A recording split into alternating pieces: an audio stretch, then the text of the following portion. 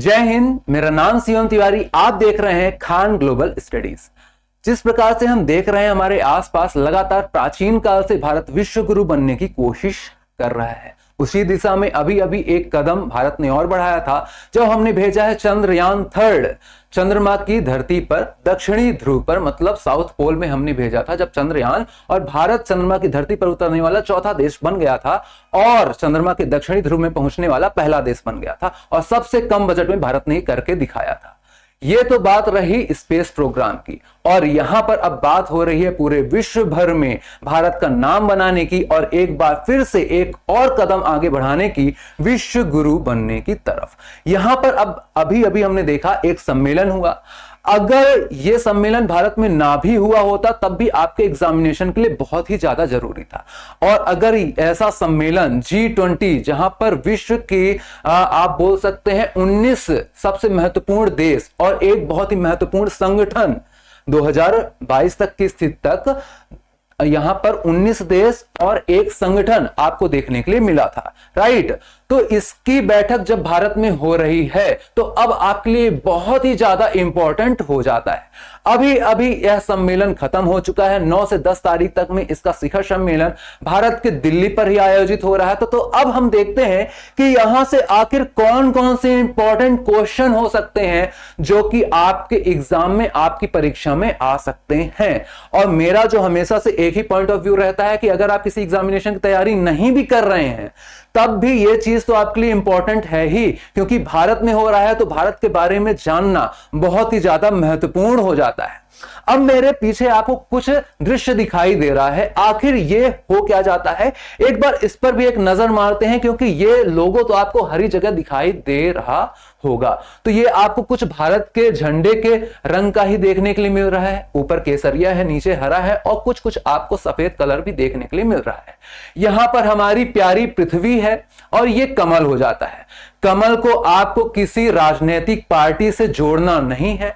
आपको भी पता है हमारे पास 7 महाद्वीप हो जाते हैं, 7 कंटिनेंट्स हो जाते हैं हमारी प्यारी पृथ्वी पर, और आपको यहां पर 7 पत्तियां, 1 2 3 4 5 6 7 पत्तियां देखने के लिए मिल रही हैं। और ये हो जाते हैं पूरे विश्व के कंटिनेंट्स, महाद्वीपों का एक प्रकार से प्रदर्शित कर रहा है। आप ऐसा समझ सकते हैं किसी राजनीतिक पार्टी से जोड़ने की जरूरत नहीं है, राइट।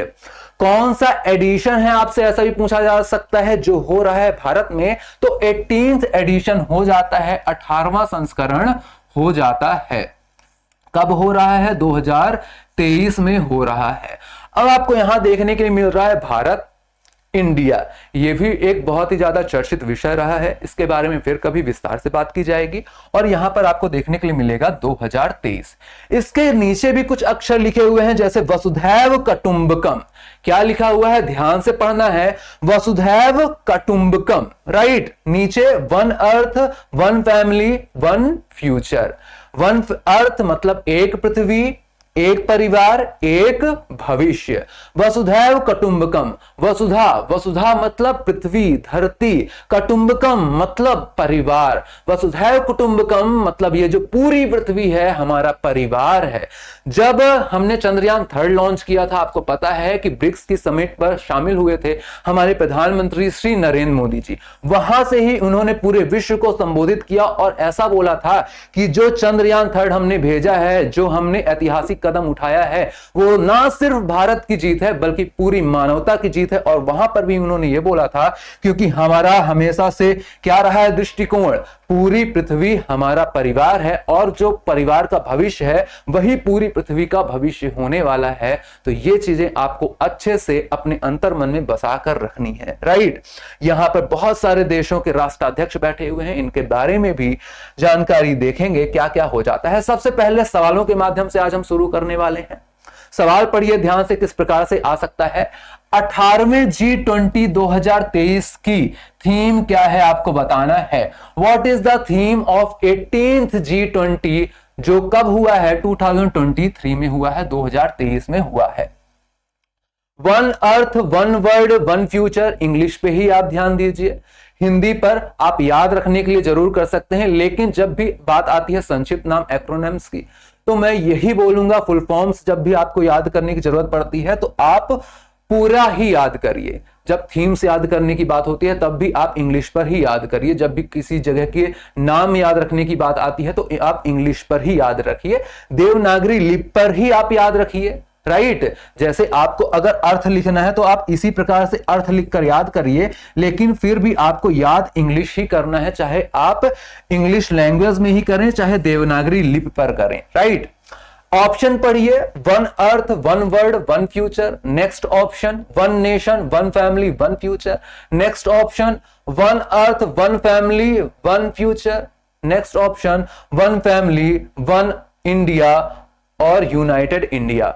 राइट, तो यहां पर तो ये शब्द ही मुझे नए नए लग रहे हैं यहां के हिसाब से, तो ये तो इसका आंसर नहीं होने वाला है। ठीक है, ऑप्शन पहला होगा क्या, वन अर्थ वन वर्ल्ड? नहीं sir, one earth one world ये तो मुझे सही नहीं लग रहा है, तो ठीक है इसको भी काट देते हैं, ये भी नहीं होगा। तो देखिए आपके सामने 50-50, केबीसी में अक्सर 50-50 ऑप्शन मिलता है ना, तो बिल्कुल आपके सामने ऐसा ही ये हो चुका है। आंसर क्या होगा, तो देखिए one earth one family one future, अभी अभी जिसके बारे में हमने बात की थी, option C will be correct answer. Right, आइए अब बात करते हैं G20 के बारे में। आखिर क्या हो जाता है G20? 1999 में एक संस्था की स्थापना की जाती है। G20 मतलब ग्रुप ऑफ 20। अब हो सकता है जो G20 था, जैसे दोस्त दोस्त ना रहा, उसी प्रकार से अब हो सकता है G20 ना रहा, क्योंकि अब इसमें एक और सदस्य जुड़ चुका है। लेकिन पहले हम जानकारी देखते हैं कि अभी जिस प्रकार से हमारा G20 हमने होस्टिंग की है, वहां पर उस स्थिति तक, उस तारीख तक क्या क्या जानकारी हमें याद रखनी पड़ेगी।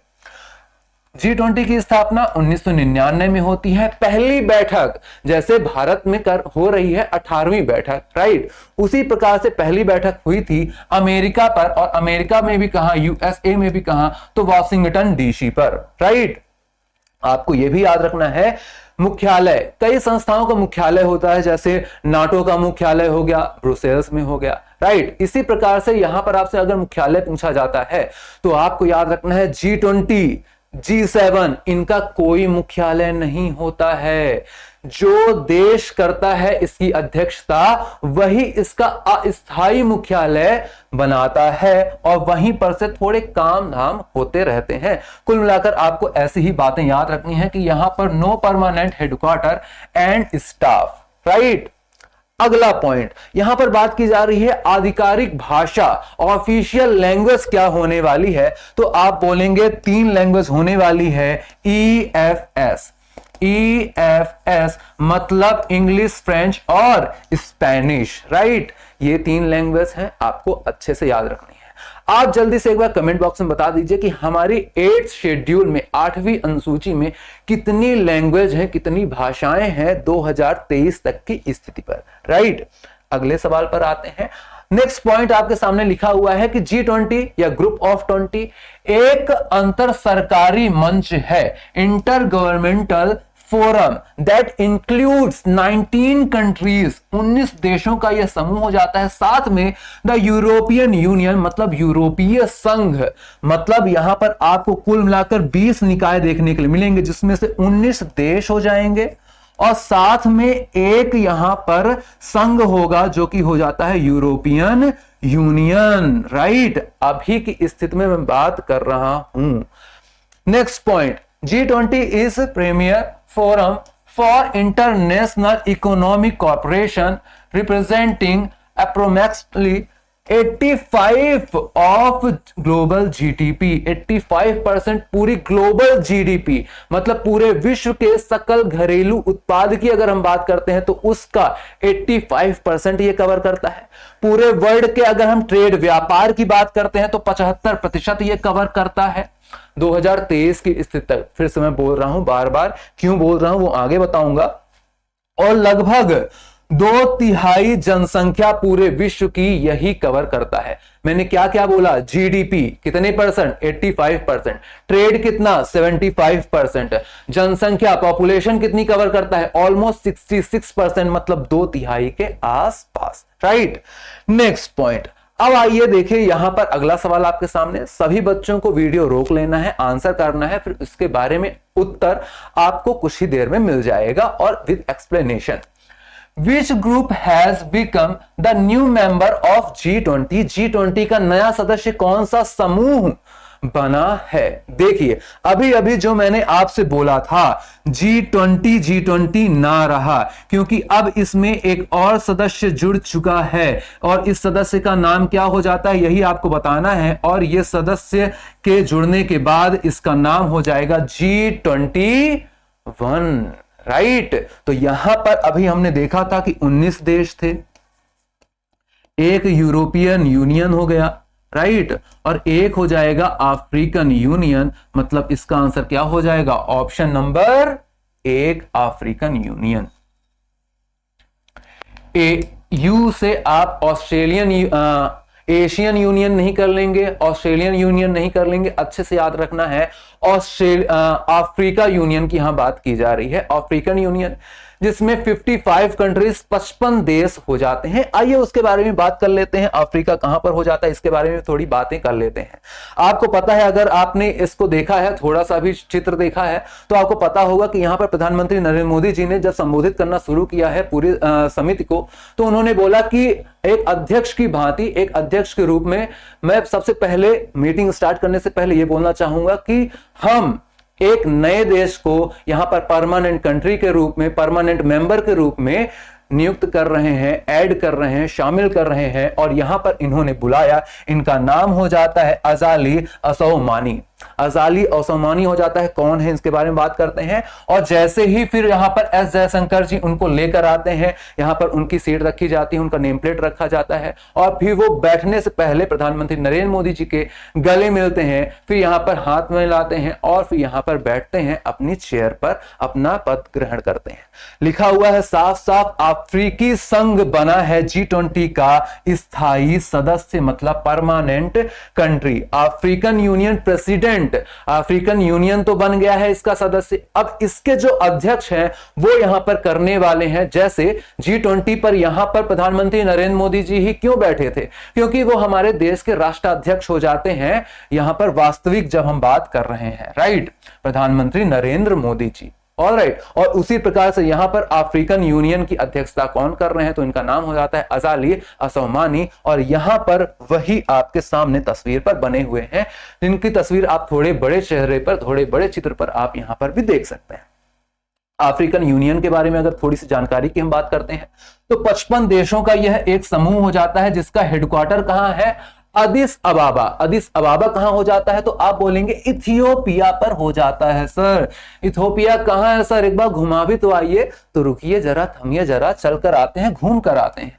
2002 मतलब आगे भी 2 पीछे भी 2, आगे और पीछे अफ्रीकन यूनियन। 22 मतलब 2002 की यहां बात की जा रही है। तो यहां पर भी आपको सिमिलर नंबर देखने के लिए मिलेंगे और यहां पर भी आपको सिमिलर नंबर देखने के लिए मिलेंगे। तो याद करना तो बड़ा ही आसान हो जाता है।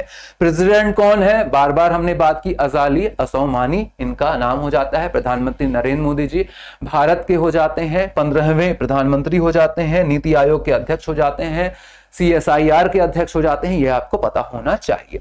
अब ये रही हमारी पूरी प्यारी पृथ्वी, वसुधैव कुटुंबकम जो हम मानते हैं, आपको ये भी अच्छे से पता होना चाहिए। ये रहा हमारा प्यारा भारत, सारे जहां से अच्छा हिंदुस्तान हमारा, राइट। अब आइए थोड़ा यहां पर इधर साइड चलते हैं। तो ये रहा आपका प्यारा अफ्रीका कॉन्टिनेंट, अफ्रीका महाद्वीप। अब आप इस पर देखेंगे तो अभी अभी अगर आज आपने न्यूज़पेपर पढ़ा है, आज हम बात कर रहे हैं सितंबर की, तो आपने अगर न्यूज़पेपर पढ़ा है 11 सितंबर में, तो आपको पता होगा मोरक्को में आया है एक भूकंप लगभग 6.8 तीव्रता का, राइट। तो ये हो जाता है जो कि स्पेन से अपनी बाउंड्री बना रहा है, ठीक। इथियोपिया की अगर बात करते हैं तो आपको यहां पर देखने के लिए मिलेगा इथियोपिया, जहां पर हेडक्वार्टर हो जाता है अफ्रीकन यूनियन का। 55 देशों का यह एक समूह हो जाता है जो कि जुड़ चुका है अब G20 में, राइट। अब आइए थोड़ी और बातें करते हैं। यहां पर पूरे 20 सदस्य G20 के, अफ्रीकन यूनियन यहां पर अभी नहीं है, क्योंकि फिर से मैं वही चीज बोल रहा हूं, क्योंकि ये अभी जब 9-10 तारीख जब अफ्रीकन यूनियन भाग नहीं था तब तक की बातें हम लोग कर रहे हैं एक्स्ट्रा फैक्ट के माध्यम से। तो आप देख सकते हैं अर्जेंटीना, ब्राजील, चीन, Germany, Indonesia, Japan, Korea, south Korea की यहां बात की जा रही है, रशिया, तुर्की, यहां पर यूएसए हो जाता है, Australia, Canada, France, India, Italy, Mexico, south Africa, Republic of south Africa, Saudi Arab, UK, United kingdom, और यहां पर हो जाता है एक यूरोपियन यूनियन।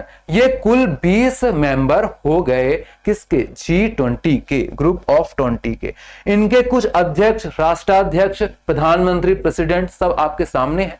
तो एक बार मैं देश के नाम बोल देता हूं, पीडीएफ आपको मिल जाएगी इसकी, तो आप बकायदा एक एक व्यक्ति का नाम आप देख लीजिएगा। अर्जेंटीना के प्रेसिडेंट कौन हो जाते हैं? अल्बर्टो फर्नांडिस हो जाते हैं। इसके अलावा ऑस्ट्रेलिया के प्राइम मिनिस्टर एंथनी अल्बनीज हो जाते हैं।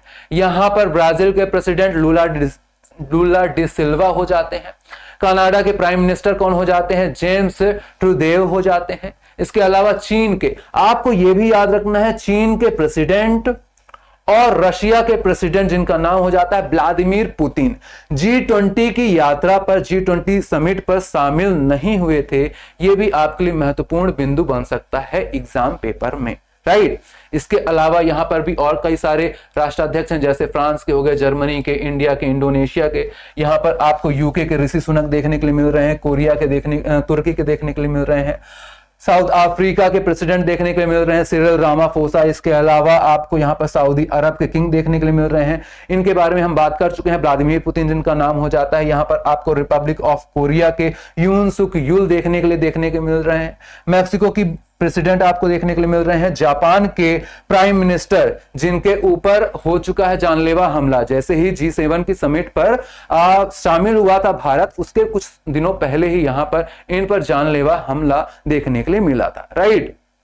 फूमियो किशिदा इनका नाम हो जाता है, प्राइम मिनिस्टर है जापान के। इटली की प्राइम मिनिस्टर हो जाती हैं जॉर्जिया मेलोनी। तो ये रहे कुछ राष्ट्राध्यक्ष, आपको अच्छे से याद रखना है।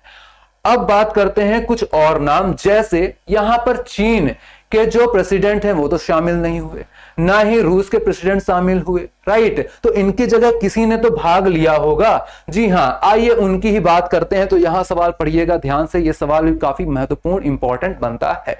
भारत का कौन सा पड़ोसी देश, जी हां, भारत का कौन सा पड़ोसी देश G20 द्वारा आमंत्रित किया गया था? Which neighboring country of India was invited by G20? जो अभी की G20 समिट हुई है 2023 की, इनमें से कौन सा देश शामिल रहा था, जबकि वह G20 का भाग नहीं है? याद रखिएगा, इसलिए इंपॉर्टेंट बनता है। बांग्लादेश, पाकिस्तान, मालदीव, श्रीलंका। आपने अगर अभी के मेरे लेक्चर्स देखे हैं, आप अभी अगर इंस्टाग्राम, फेसबुक कहीं पर भी एक्टिव हैं, तो आपने देखा होगा कि शेख हसीना जी जो कि बांग्लादेश की प्राइम मिनिस्टर हो जाती हैं, अभी आई हुई थी भारत की यात्रा पर, राइट, आई थी। तो आप अगर इसका आंसर नहीं भी जानते हैं तो आपको पता है कि अगर फोटो खींची थी तो मतलब आई थी मतलब इसी देश को बुलाया गया था, बांग्लादेश हो जाता है। कैसे सर, क्यों बुलाया गया था? तो कई देशों को अतिथि देश के रूप में बुलाया जाता है कि आप आइए, देखिए कैसी हो रही है जानकारी, आप भी इसका भाग बनिए। जैसे आपको पता होगा कि भारत भी G7 का भाग नहीं है, राइट, ग्रुप ऑफ 7 का भाग भारत भी नहीं है, लेकिन इसकी अध्यक्षता हिरोशिमा में हो रही थी, हिरोशिमा पे हुई है इसकी समिट, और जापान ने की थी इसकी अध्यक्षता। तो जापान में बुलाया गया था प्रधानमंत्री नरेंद्र मोदी जी को, हमारा देश भी शामिल हुआ था G7 में। वहां पर यूक्रेन के प्रेसिडेंट से भी मुलाकात हुई थी, काफी ज्यादा विवादों से भरा वो तस्वीर भी हमको याद है, जब यहां पर प्रधानमंत्री नरेंद्र मोदी जी यूक्रेन के राष्ट्रपति से बोल रहे थे कि हम आपके प्रति सांत्वना की भावना रखते हैं, राइट। तो इस प्रकार की बातें भी निकल कर आई थी। इस क्वेश्चन का आंसर ऑप्शन नंबर 1 हो जाएगा, बांग्लादेश हो जाएगा। और यहां पर और भी कई सारी कंट्री हैं जो कि आई थी गेस्ट कंट्री के रूप में, Bangladesh, Comoros, Egypt, Mauritius, Netherland, Nigeria, Oman, Rwanda, Singapore, Spain और UAE, यूनाइटेड अरब एमिरेट्स। इसके अलावा सवाल बताइए क्या होगा, G20 में रूस का प्रतिनिधित्व किसने किया है? Who represented Russia in G20? अब देखिए, ये है प्रधानमंत्री नरेंद्र मोदी जी, हमारे प्यारे भारत देश के प्रधानमंत्री।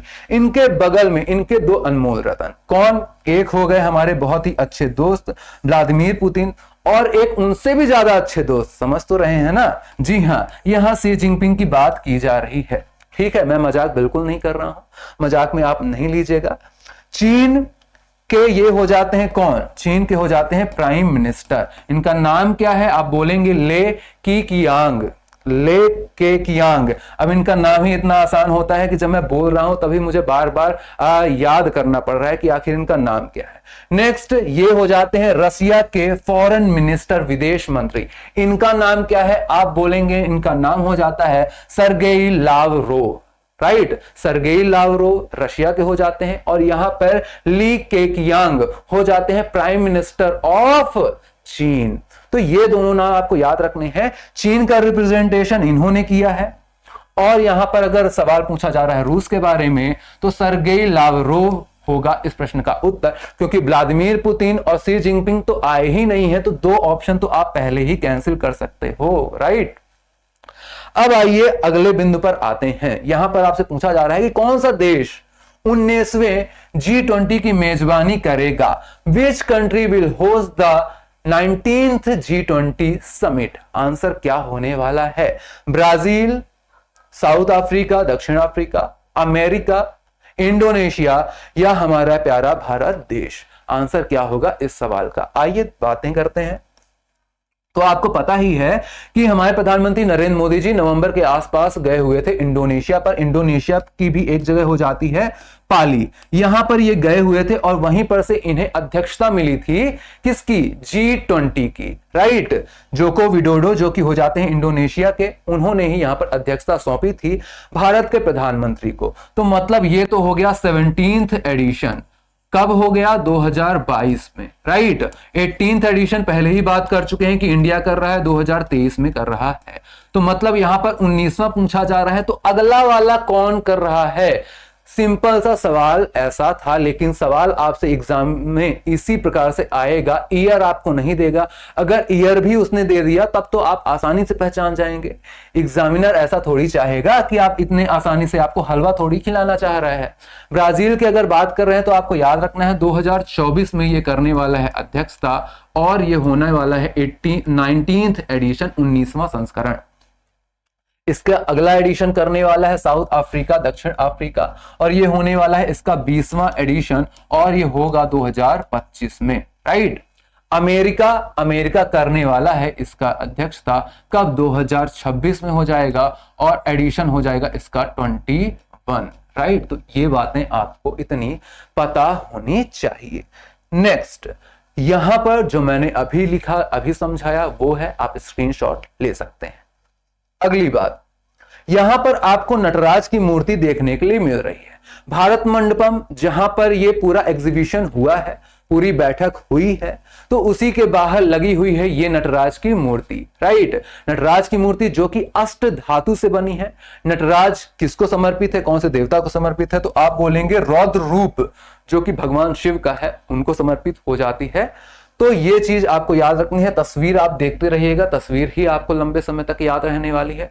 नटराज की मूर्ति आपने कई जगह देखी होंगी, तो यहां पर ये जब पूरे विश्व के सामने प्रदर्शित की गई है तो अब आपके एग्जाम के लिए बहुत ज्यादा महत्वपूर्ण हो जाती है। पूरे विश्व की सबसे ऊंची नटराज प्रतिमा है, ये भी आपको पता होना चाहिए। जैसे भारत जो अध्यक्षता कर रहा है G20 की, पूरे साउथ एशिया, राइट, पूरे दक्षिण एशिया का पहला देश बन गया है जो कि अध्यक्षता कर रहा है G20 की, ये भी आपको पता होना चाहिए। What is the height of the Nataraja statue installed outside Bharat Mandapam?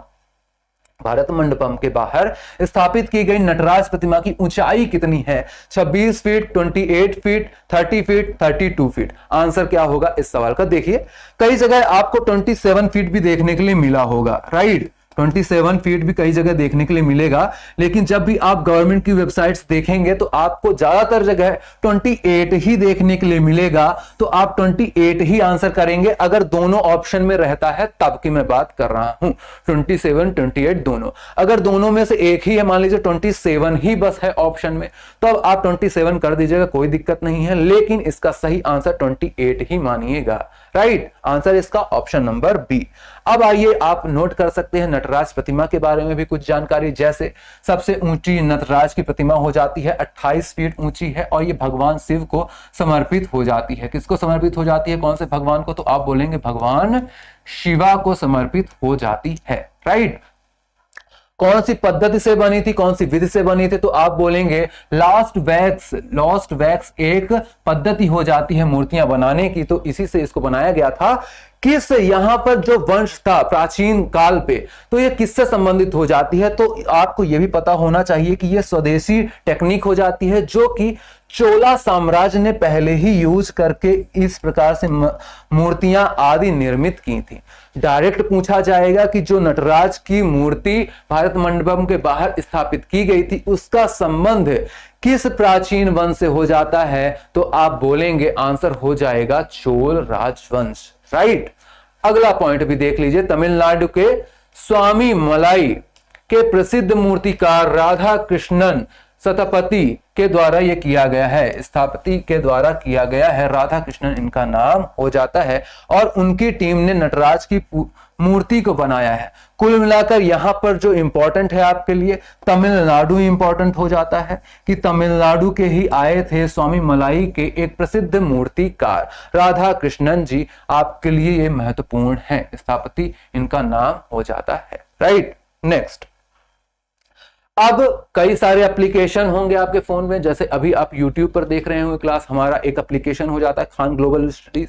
उसी प्रकार से G20 को आप आराम से समझ पाए, अच्छी प्रकार से समझ पाए, तो यहां पर गवर्नमेंट ने, भारत सरकार ने एक एप्लीकेशन भी लॉन्च किया है। अब देखिए, जब भी आप कोई एप्लीकेशन पोर्टल के बारे में पढ़ते हैं तो आपका यह काम होना चाहिए कि आप उसको प्रैक्टिकल फील करें। तो आप गूगल प्ले स्टोर पर जा सकते हैं, देख सकते हैं, इस प्रकार कुछ आपको एप्लीकेशन का इंटरफेस बाहर से देखने के लिए मिलेगा। आप इंस्टॉल करके इसके अंदर की भी जानकारी पढ़ सकते हैं, सामान्य से डिटेल आपको मिल जाएगी। यहां पर भारत सरकार ने इसको बताया था कि सभी मिनिस्टर्स के लिए गाइडलाइन भी जारी की थी कि आप इसको डाउनलोड कर लीजिए, जो भी डेलीगेट्स आ रहे हैं उनके लिए भी, जो भी विजिटर्स आ रहे हैं उनके लिए भी यहां पर एक इंफॉर्मेशन हो जाती है, राइट। तो ये रहा एप्लीकेशन G20 इंडिया इसका नाम हो जाता है। और यहां पर जो ब्लू कलर से लिखा हुआ है, ये किसने, कौन इसका ऑनर हो जाता है, किसके द्वारा इसको लॉन्च किया गया है, तो मिनिस्ट्री ऑफ एक्सटर्नल अफेयर्स, मतलब विदेश मंत्रालय के द्वारा यह किया गया है लॉन्च। यह भी आपको पता होना चाहिए। अब यहां पर एक और सवाल, who is the Sherpa of the 18th G20 summit 2023?